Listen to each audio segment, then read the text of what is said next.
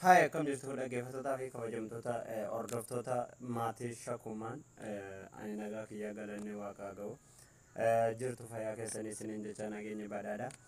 Viidiyoo har'aa kana keessatti viidiyoo barnoota isiniif ta'u tokko qabadhee isiniif dhiyaatee jira. Barnoonni sunis viidiyoo gaaffii keessan garaagaraa irratti hundaa'e tokko qabadhee isiniif dhiyaatee jira. Isinis haga dhumaatti barnoota kiyya kana hordofuun warreen hin beekne namni beektan silaanii beektanii warreen hin beekne immoo waan takka lama irraa barachuu dandeessanii jedhee abdii qaba. Akkasumas illee gariin keessan kan keessaa na gaafatan hedduutu jiranii viidiyoo adda addaa yeroo hojjedhu viidiyoo kana akkamitti hojjeta kanaan jettanis hedduu keessantu jira. Maarree warreen barsiisan hedduun isuma jiranii kan viidiyoo adda addaa namni barsiisu hin argine baruu dhiisuu dandeessan. Kanaaf furmaata isaa kan isiniif ta'u irra isiniif ibsuudhaaf warreen tasan deemnee immoo wal isin barsiisuudhaaf dhiyaatee jira. Isinis haga dhumaatti viidiyoo kiyya kana laayik gochuudhaan akkasuma yuutuub kiyya ani haarayee gara yuutuub kiyya sabskiraayib gochuudhaanis viidiyoolee garaagaraa dhaggeeffachuunis taayimiin kiyya akka ol deemu gochuun dirqama keessanii jechuudha.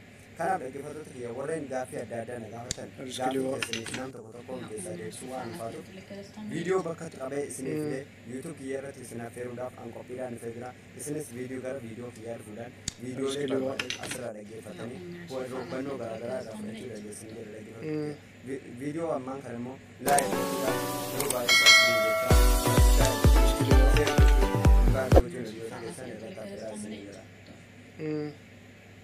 egaa dhaggeeffattoota kiyya gaaffii keessan keessaa tokkodha. Gaaffii hedduutu naaf dhiyaataa jira. Gaaffii keessan keessaa inni tokkoffaan isaa jechuudha. Viidiyoo akkamitti dirgoota aappii akkamii fayyadamta kan jedhuuf eessa isiniif ibsanii rakkoo qabu. Ammas warreen aappii yeroo namni weebsaayitii jalaa buufadhaan hin jedhan weebsaayitii namaa jalaa yoo buufannu aappiin sun gaafa gadi bu'e hin dalagu jechuudha. Orjinaala akkasuma buufataniif isiniif aappii fakkeenyaaf kaayina maastarii fakkeenyaaf fudhannu. Kaayina maastarii yeroo weebsaayitii namaa jalaa buufatan garii keessan didee yeroo hojjechuu didee isin cannaqa jechuudha. Kanaafiyyuu furmaata isaa isiniif fidee jira. Isin viidiyoo kana laayik gochuu duwwan dagatina. Gaaffii namni keessaa naga gaafatu. Walumaa galatti gaaffiin keessan gaaffii viidiyoo ediitiitiin kan wal qabatudha jechuudha. Viidiyoo ediitiitiin kan wal qabatu walumaa galatti isiniif qabadhee dhufee jira. Aappii kana lafa ammas gaaffii waan takka isiniif himuu barbaada. Warreen jawwaala hawaawii qabatan kaayina maastariin qulqulluun hawaawii irratti dalaguun guutummaa guutuutti hin dalagu. Guutummaa guutuutti dhibbaa dhibbatti dalaguu hin dandeenye jechuudha. Barnoonni keenya har'aa gara barnoota keenya har'aatti yeroo deebiin waa'ee kaayina maastariiti. Kaayina maastarii jechuun waan viidiyoo edit godhu jechuudha. Walumaa galatti warreen gaaffii tokko tokkoon keessaa na gaafatan gaaffii keessan keessaa na gaafatan tokko tokkoon isinii deebisuu waan hin dandeenyeef viidiyoo kanarratti akka affeeramtan abdii qaba. Warreen viidiyoo kana dhageessanis sheer godhaa biraan gaa invaanti godhaa qaqqabsiisa isiniin jechuu barbaada. Gara barnoota keenyaatti adeeminu. Googil keessanii dhuftanii waan tokko beekuu qabdan. Wannichi jechuudha aappiin isiniin jedhaa jiru. Watermaarkii jechuun kunoo kanadha. Kanarraa argitan iskiriinii irratti zeeroo itti naanneffame kanadha jechuudha. Watermaarkii kan hin qabne kaayina maastarii barbaadna waan ta'eef Googil keessanii dhuftanii Googil keessa erga dhuftanii haala kanaan ak market jettanii katabdanii jechuudha. Googil keessatti ak market erga jettanii katabdanii kanuma walirratti liinkii walirratti isinii dhufu kana daawunlood gootanii namuu waa daawunlood gochuu ni beektan jedhee yaada. Haala kanaan daawunlood godhannaa jechuudha. Amma watermaarkii kun ak marketidha. Suuqiidha jechuudha. Walumaa galatti suuqa kana daawunlood godhannaa. Suuqni kun aga daawunlood jedhutti viidiyoo dhaabee walitti deebina.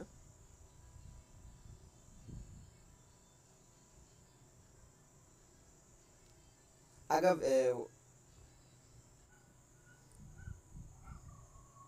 amma kunoo gadi naa bu'ee jira haala argitanu kanaan install godhadhee ol baafadha. Ol baasaa jechuudha aappii kana. Install gootanii erga install gootanii aappii kana iskiriinii irratti hubadha. Open jettanii seentanii. Aappii kana open jettanii seentanii jechuudha. Qajeelatti hordofaa open jettanii erga seentanii xiqqoo sabaraa okay jettanii ni eeyyamtanii halloo jettee halloota ergaa akkasiin galtee daqiiqaa muraasaaf konneeshiniin dadhaba waan ta'eef konneeshinii jabaa barbaadadha jechuudha. Konneeshinii cimaadhaan bu'a. Konneeshinii shabakaa intarneetii kadhatamtu kanaan shariika biraa kadhatamtuun dadhabaadha jechuudha. Aappiin kun konneeshinii barbaada. erga haala kanaan beeksisa yoo beeksisni isinitti dhufe irraa deebitanii aappiin kun beeksisa qaba ni obsitanii jechuudha. Aappii waan urjinaal achirraa waan maallaqaan bitamu achirraa bilaashitti ergattan jechuudha. Qalbii miti obboleewwan kiyya. Achi booda mataa gubbaa kanarratti kaane maastar jettee barreessita. Kaane maastar jetta. Kaane jettee maastar jettee barreessita. Erga jettee barreessite booda sarchii goota jechuudha dhaggeeffattoota kiyya. Sarchii gootanii ni barbaadda. Kaane maastarii kana ni barbaadda. Kunooti kaane maastariin kuni intarneetiidha. Erga asitti hubadha dhaggeeffattoota kiyya. Yoo akkasumaan dhattee daawulood godhatte asitti yoo akka dhatteen daawulood goote kanuma watermarkii qabu santu siif bu'a jechuudha. Kanuma watermarkii qabu san buufattaa jechuudha. Kanaaf achi akka dhatteen dhiistee as tuttee kun asitti hubadhu dhaggeeffattoota kiyya sirriitti hubadha asitti 483 kan qabu kana gadi buustaa jechuudha. Ni tuttaa san booda daawulood jettanii free daawulood kan jedhu kana tuttaa. Intarneetiin dadhabaa waan ta'eef in eeggatanii intarneetiin xiqqoo dadhabina erga haala kanaan siif bu'aa jira jechuudha. Eessatti argatta asitti dhuftee ni argatta jechuudha. Siif bu'aa jiraachuu kun asirratti argaa jirta. Asirratti erga siif bu'aa jiraate booda maal goota?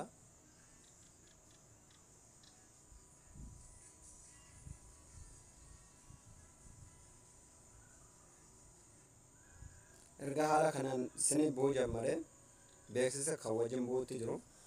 Osoo inni bu'aa jiru kaayina maastarii duraan keessaa qabdu dhattee gubdeessa watermarkii qabu san inni gubdee tasumaanuu jechuudha.